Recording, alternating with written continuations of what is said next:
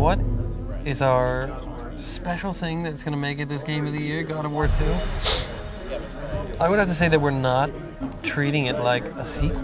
You know, the main thing is we are not saying, hey, we're going to do this next one and it's just going to be the next logical step. We really are treating it like a continuation of the adventure, as if God of War 1 had been twice as long, 3 times as long, so that you're really feeling like, wow, this is the second act kind of thing. We're really getting into the story. We're really getting into the meat of the character and finding out some of the things that you can experience.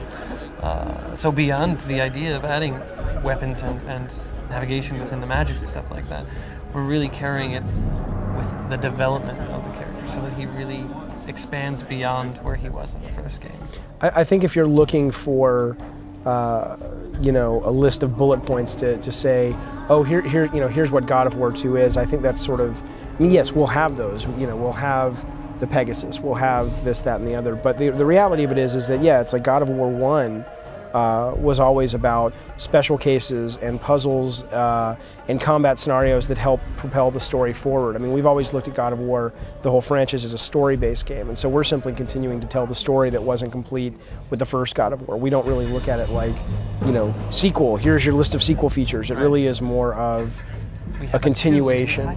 Right. We put the 2 in the title because there was a sense of, we don't want people to think it's an expansion pack. Right. We want it to be very clear. In fact, we asked marketing, we wanted to have no number. We wanted to just call it God of War. And then obviously that would lead to a lot of confusion. How do you market that? How do you explain that? But in essence, that's how we think of it. This is just simply more of the story that we were already in the middle of telling. And if we could, and I don't know, one day maybe if we're so fortunate to make, a series of these to complete the whole story, ideally it would just be called God of War. It's not really God of War 2 to us, it's just simply the second act, basically.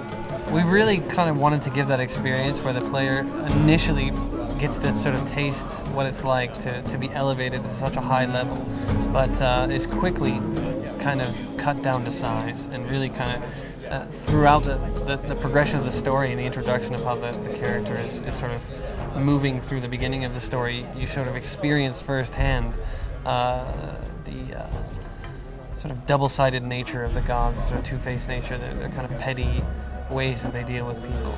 So we're really allowing the character development to happen in the gameplay. So it's not just, hey man, we're going to show a movie, look at all this stuff that's happening. We're really kind of like, the player is going to make all these deliberate decisions within the gameplay that kind of twist and turn their path that they're going to end up on.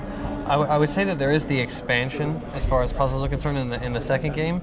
One of the big things is I'm bringing, like we did in the first game, more of the human element into the puzzle. So there are the elements of the puzzles that are like, wow, this is cool, this is an environmental thing, I'm manipulating the environment, I'm trying to figure out what I need to do by observing reactions from things happening in the environment, but also really bring in that story-driven puzzle. That idea that the puzzle is also defining the character and telling you a little bit more about him and kind of helping shape not only your impression of him, but like his sort of progress throughout the story.